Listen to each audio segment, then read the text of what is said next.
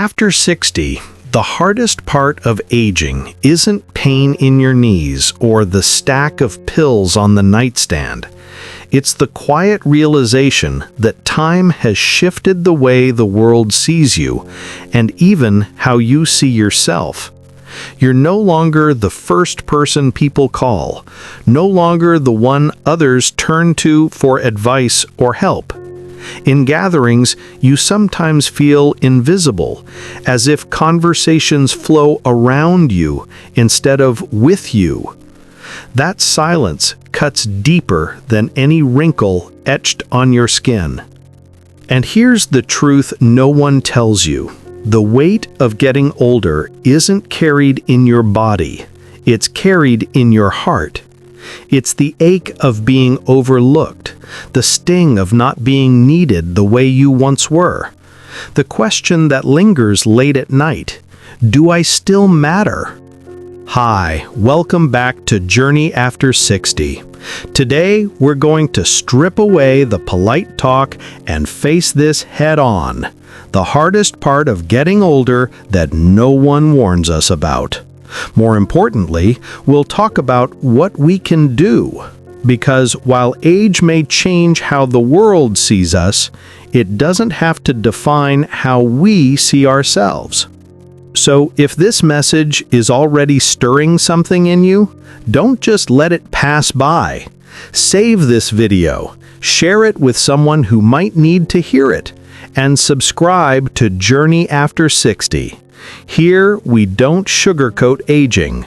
We face it with honesty, wisdom, and dignity together. Now, let's get into the very first reality. It's not the aches or the medicines. It's something much quieter, but far more dangerous. Number 1. Feeling less needed. One of the hardest truths about aging isn't the gray hair or slower body. It's waking up one day and realizing you don't feel as needed as before. It doesn't happen overnight. At first, your children call less often because they're busy, neighbors handle things themselves, and even at family gatherings, you find yourself listening more than speaking. Slowly, without anyone saying it aloud, you begin to wonder if your role in life has quietly shrunk. Sociologists call this role loss, and studies confirm how damaging it can be. According to a 2020 survey by the National Institute on Aging, nearly 42% of adults over 65 reported feeling less important to their families compared to 10 years earlier. And those who felt this way were twice as likely to experience symptoms of depression. The difficult part is, no one warns us about this shift. Society prepares us for retirement savings and blood pressure checks, but not for the emotional weight of feeling invisible. But here's something worth remembering. Feeling less needed doesn't mean you're not needed at all.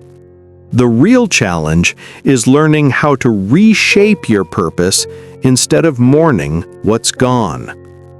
Maybe you're no longer raising children, but you can guide a younger neighbor, volunteer with a local group, or simply share a life lesson over coffee with a friend.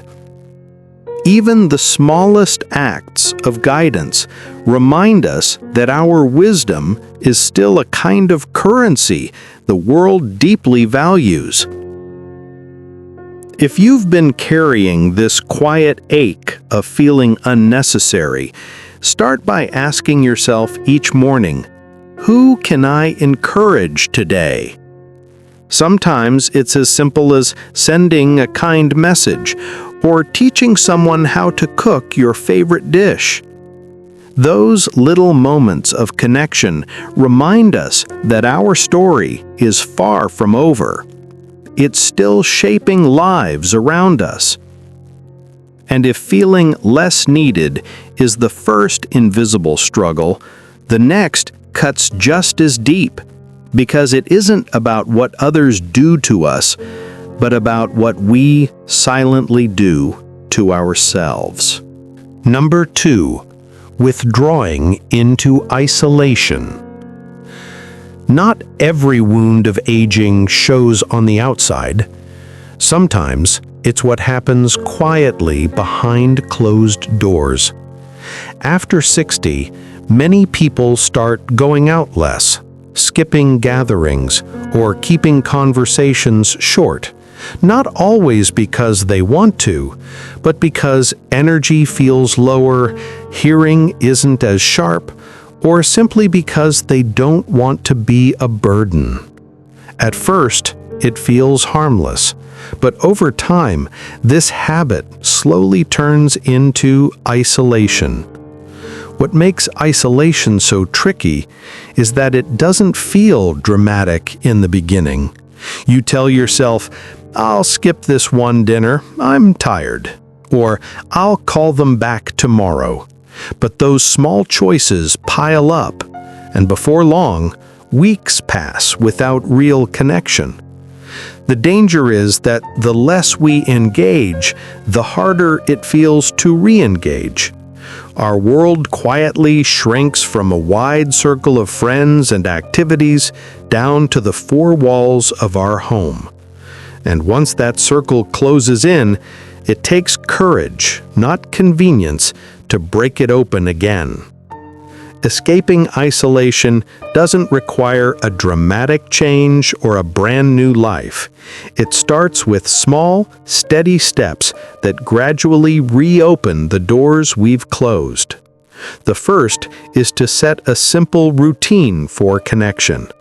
That might mean scheduling a weekly phone call with an old friend, even if it lasts only 10 minutes. Consistency matters more than length.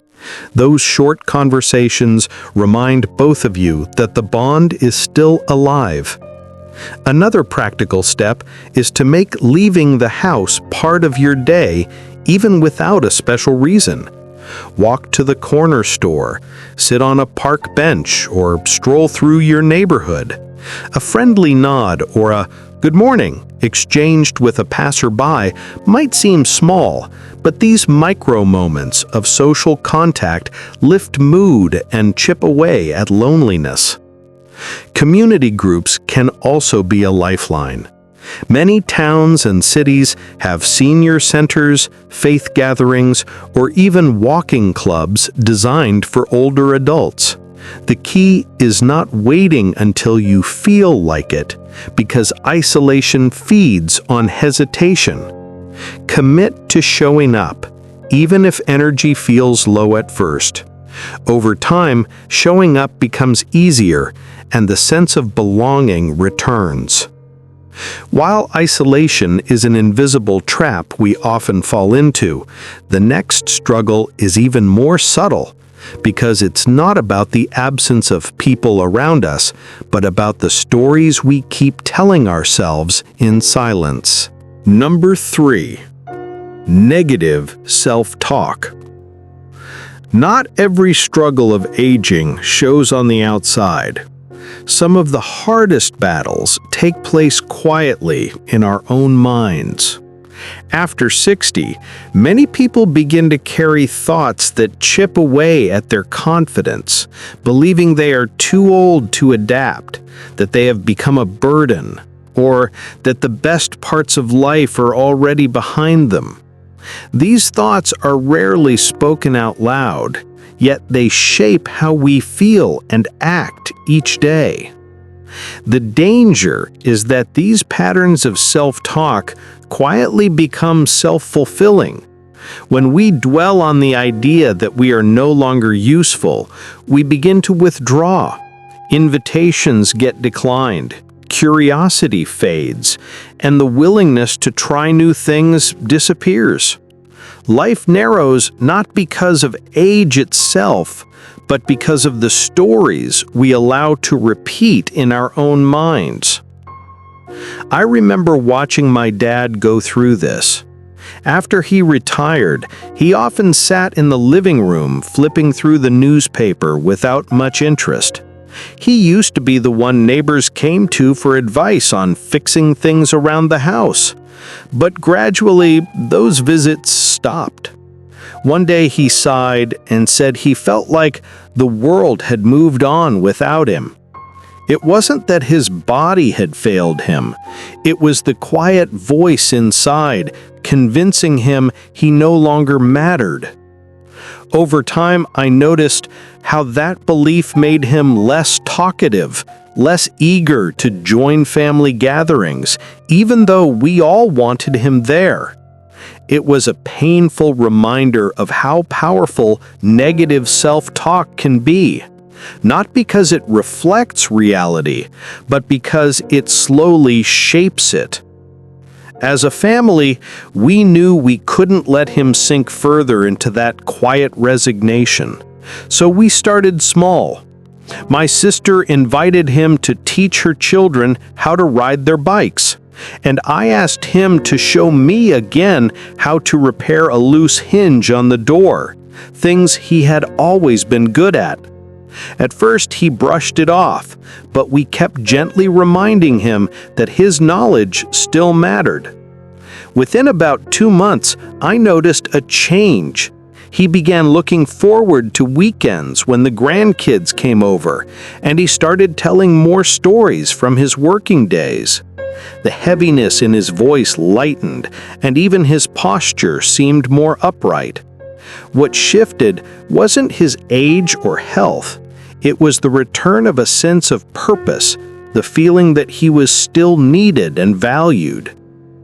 The encouraging truth is that self-talk can be reshaped. It begins with awareness, paying attention to the tone of our inner voice. From there, we can choose to direct our thoughts toward possibility instead of limitation. Some people find it helpful to keep a daily journal of small wins or moments of gratitude. Others repeat short affirmations each morning, reminding themselves of their value and resilience. With practice, these new habits of thought can gradually replace the destructive ones. If you've ever caught yourself struggling with those quiet, negative thoughts about aging, share your experience in the comments.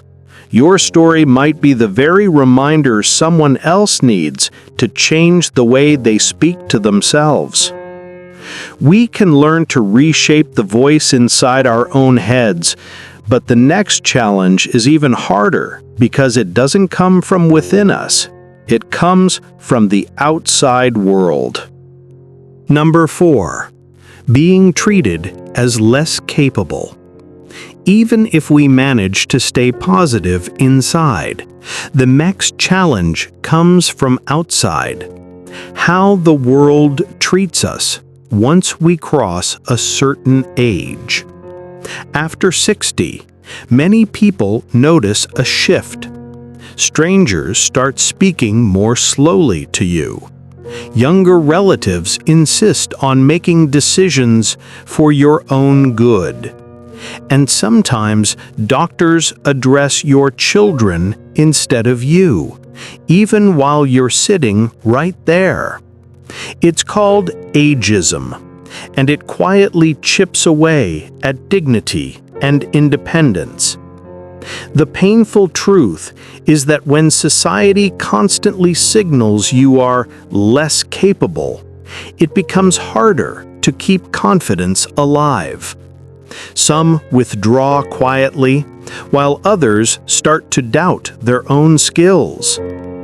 Over time, this external judgment can be just as damaging as any illness.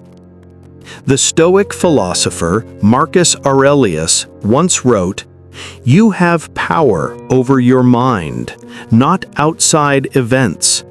Realize this, and you will find strength." His words still ring true today. Society may label older adults as less capable, but that judgment doesn't define who we are.